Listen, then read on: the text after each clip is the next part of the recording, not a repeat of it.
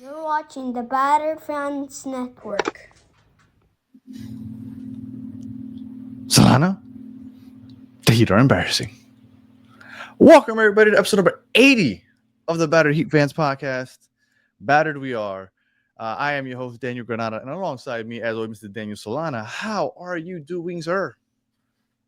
We got to call it what it is, Daddy. The Miami Heat is an absolute embarrassment right now. We just went and dropped a game to the Pacers team that's openly tanking, a team that hadn't won a game on their own floor since January. Let that sink in. You're telling me that a roster with quote unquote Heat culture tattooed on its chest can't go into Indy and handle business against a group that is literally trying to lose? It's unacceptable. We're not talking about a lack of talent. We're talking about a total lack of grit. Where's the pride? When you put on that Heat jersey, you're representing this city and a standard that Riley and Spo built over decades. And right now, they're dragging that standard through the mud. You can't just flip a switch in April. You're getting bullied by lottery teams in March and April.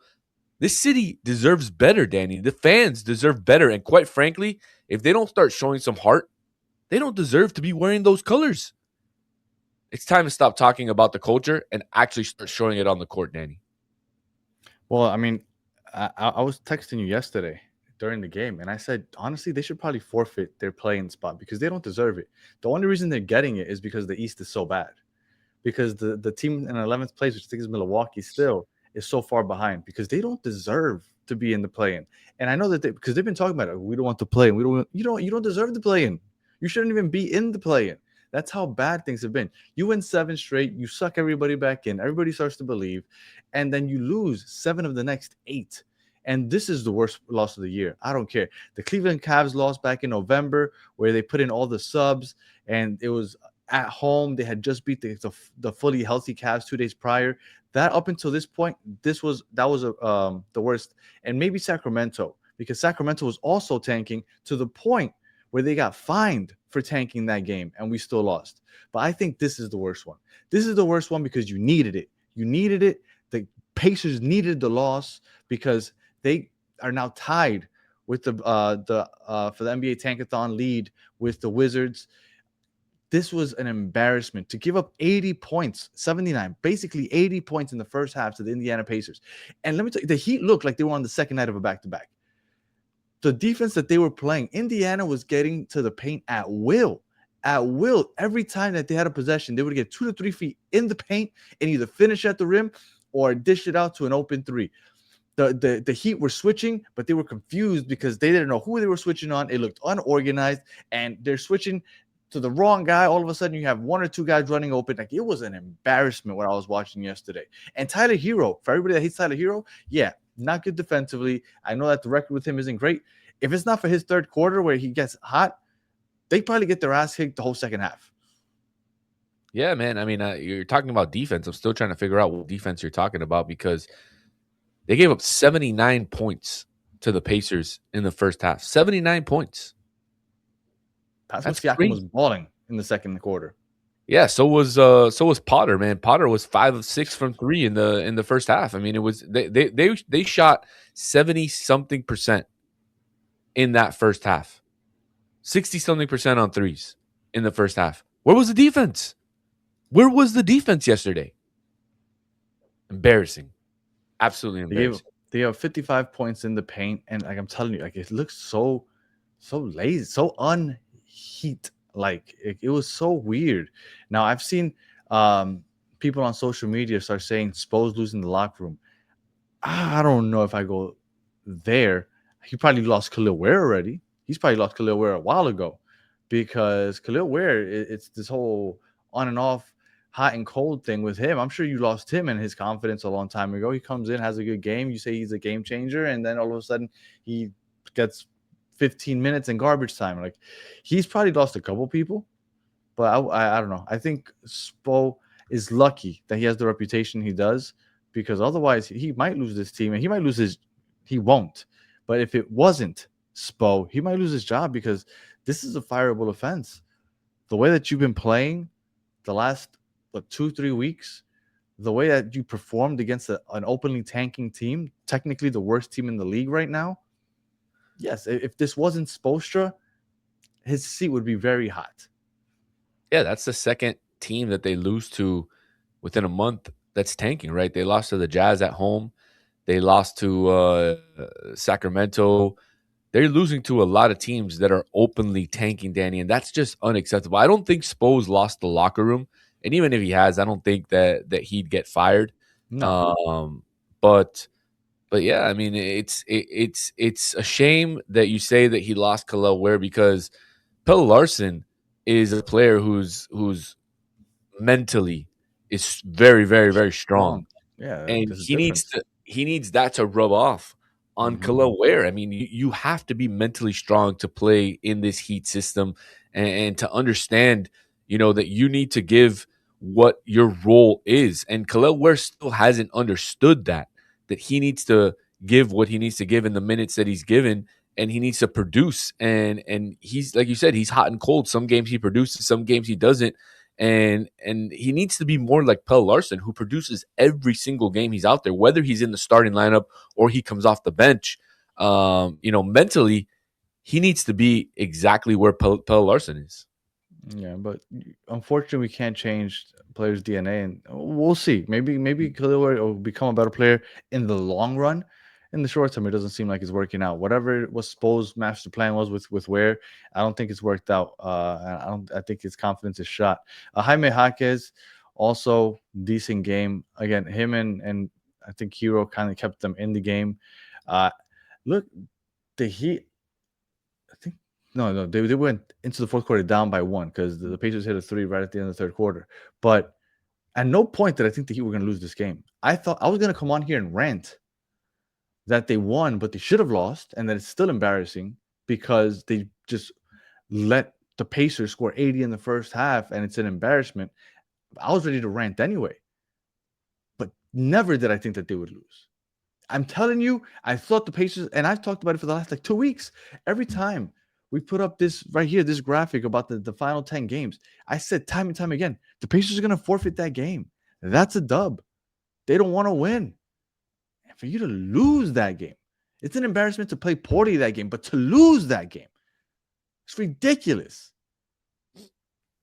It is. It's absolutely ridiculous. And I mean, you were so confident, Danny. You were so confident, especially in our last episode when you said we'll come back and talk about a Heat dub against Indiana on Now, I Monday. don't know if you remember what I said after that, though. I said, I feel so confident about this. I'm starting to worry that they're going to lose.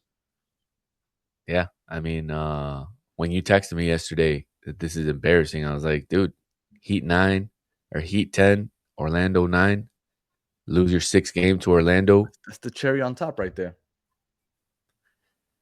Oh man, it's gonna be bad. It's gonna be bad. Look, we've been doing this podcast. We started in 2023. And very first episode, I told you, I think that Heat culture might be a gift and a curse. Because not so much for the players, but the front office is bought into this whole Heat culture thing. So much so that they decided to put it on the court, which I think is what ruined it, to be honest with you. Once you start putting it on the jersey and on the court, you ruined Heat culture, right? Those things that are things that are known need not be said. Like everybody knew about Heat culture. You didn't have to promote it, but whatever. They did, it doesn't matter. The fact that they believe that they can keep doing what they've been doing and things will change is crazy to me. They keep running it back. They refuse to trade for Kevin Durant. They refuse to no, we can't lose a trade. No, we can't give too much up. Dude, you have to. You have to. Because we are sick of this playing crap. The players are now sick of this playing crap. Yeah, but it's on them. The players might be sick of it, but it's on them. They're the ones that are going out on the court and playing, and they're the ones that are losing these games that they should win. Halfway. I say halfway the players. But you know what? They need a better roster. We've been saying it. And then every offseason, it's the same crap. Look at this free agent. Look at this free agent. Where's the team? Where's the team we saw the first? Where's the team we saw the first month of the season, Danny? Where's that team? It was this players. It's not for lack of talent. Yes, it is. It is because they were hot because they did the Phoenix Suns thing, right? It's get the ball, first pass, shoot, or pass it again. Like it was 7 seconds or less Suns. They were basically doing something similar to that. And they were just moving. Remember, they had Bam Adebayo and Norman Powell come on some NBA show, and they're explaining the offense. And genius, Eric Spoelstra and this new offense. Once that got figured out, and they started clogging the paint, They couldn't get into the paint as easily anymore. That was it. That was it. We never heard about that offense again. They were running no pick and rolls. It was like 6 or 7 pick and rolls a whole game. Like that's what they were doing. And that's it. The NBA defenses figured it out. They stopped it, and that was it. That was the highlight of our season. After that, it's just been a roller coaster. It's like we're one game over 500. Let's win 4 in a row. Then we'll lose 3 in a row. And then let's win 7 in a row. Well, let's lose 7 of 8. Like they just keep flirting with 500. I wouldn't be surprised if we end up at 500 at the end of the season, 41-41. You got Philadelphia next, then you got Boston. I wouldn't be surprised if you lose both of those, 39-38. Guess what? 1 game over 500 again. Then you get Washington, so that you can keep winning just one more game. Then you got Toronto 2 games in a row. This Heat team's pissing me off. Yeah, man, they might. I mean, the way that they're going, they might finish 500. I mean, you like you said, you lose the next 2 games. You're 1 game over 500. You beat Washington 2 games over 500. Lose 2 to Toronto. You're at 500. You're at 500. You win against Washington, and then they'll probably lose against Atlanta last game of the season. They end 41-41, 10 seed, playing against Orlando in the 9th seed and losing in Orlando the 6th game of the season. I mean, that's exactly how you drew it up, right? Yeah, it's amazing that this is where we're at, man. I really, and you know what? I thought, like, I remember we had a show where we're like, this team is consistently inconsistent. But I really thought during that 7-game win streak, even though we kept saying we understand that the competition is crap that we're beating during the 7-game win streak, but they're getting their chemistry, they're figuring things out, and they can ride this momentum into the harder part of the schedule. We were wrong. This team has not figured anything out. They're just slightly better than the really bad teams. They're a 500 team, even though the record doesn't say that. They're a 500 team, and they are what we've seen over the last 3-4 years. A playing team that has coincidentally gotten hot at the right time a couple times. That's it. That's what this team is. I mean, also at least Bam scored 83 points this year. That might be the highlight of the season. 100% is the highlight of the season. And even then, it ended up getting ridiculed by everybody and ended up being a pain in the ass also because everybody just wanted to talk crap about it. But that is going to be the highlight of the season. Can you think of another one? I can't think of anything else. Can you think of, oh, well, you know what? At least the young guys showed promise and we could look forward to the future developing and building around Casper and Ware. No, that didn't happen. Oh, you know what? We had an all-star, but guess what? It's a 1-year contract. Maybe he's gone. So we had an all-star, yeah, but we don't know if he's going to be back next year. Norman Powell, thank you for stopping by for that 1 year. Tyler Hero, everybody hates on him. We don't know what's going to happen with him. Bam scores 83, but he's still not a good first option. Spo, people talk about him losing the fucking locker room. It's Pat Riley still doesn't want to trade anybody, doesn't want to tank, doesn't want to give up too much to trade for a star. That's what we need. Like, we're in literally limbo. You got anything to say about Mickey Harrison? Yeah, do something. I don't know what. I mean, do something. I mean, you just with the stick, the little figure that do something. I mean, you ranted about everybody. I figured you shouldn't leave out Mickey Harrison, so I had to throw his name in there. Well, on a positive note, the Heat have won over the last 3 weeks 1 game. The Marlins over the last 3 games have won 3 games. The Marlins are somehow performing better than the Miami Heat. Yeah, they played the Rockies, though. I mean, the Rockies are trash. Come on, Danny. So are the Pacers. Damn, the Pacers are openly tanking. You're right. It's ridiculous. All right. I don't know. We got the Sixers tonight. If we look like we were on the second night of a back-to-back last night, how the fuck are we going to look tonight against Philly? Gonna win. Trying to win. They're gonna win. They probably will win. That's the sad part. They probably will fucking win. Ridiculous. Gonna win the next 7, Danny. Gonna win the next 7. Any final words there, Solano? Nah. Just looking forward to tonight's game. Another back-to-back. It's gonna be tough, man. You got Philly tonight and Boston on Wednesday. Good thing that they're at home. The Heat are a much better home team than they are an away team. But they got to do something, right? They got to do something in these next 7 games if they're going to try to avoid the play-in. It's starting to get harder and harder to catch these teams. And right now they're sitting in 9th place. They would be hosting Charlotte in the first round of the play-in. They aren't locked into the play-in right now? No, not yet. Not yet. They still have a chance, man. They still have a chance. They are currently 3 games back. 3 games back of the Hawks You play the Hawks, you play the Raptors. They're 3.5 back of the Raptors. You could beat the Raptors twice and you could get there. Obviously, you play the 76ers. So if you win tonight, you would be 1.5 games back of the 76ers for the 7th spot. And then, look, they still have a chance. Mathematically, they still have a chance to get out of the play-in. I just don't see it happening. I feel like they're going to end up playing the Magic for a 6th time, and they'll probably lose in Orlando. I'm so disappointed in this team. Happens, man. Happens. At least you're not a Brooklyn Nets fan. It could be worse, I guess. Could be tanking. Yeah. You know, it's funny because the Brooklyn Nets, they've been waiting for the Pacers to lose all year because this is only the second game that the Pacers win since the All-Star break. They finally lose yesterday. Finally win yesterday. I'm sorry. The Pacers finally win yesterday, and so did the Brooklyn Nets. So some teams are just getting their own way.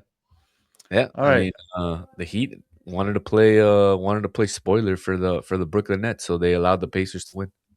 There you go. All right. If you're listening on audio, we appreciate you listening to the end. Please leave 5 stars and a comment. If you're watching on YouTube, like and subscribe. And we will be back tomorrow talking about, I don't even know. I don't know if it's a win or loss. I don't know. We'll be talking about Philly, though, one way or another. So until the next one, have a good one.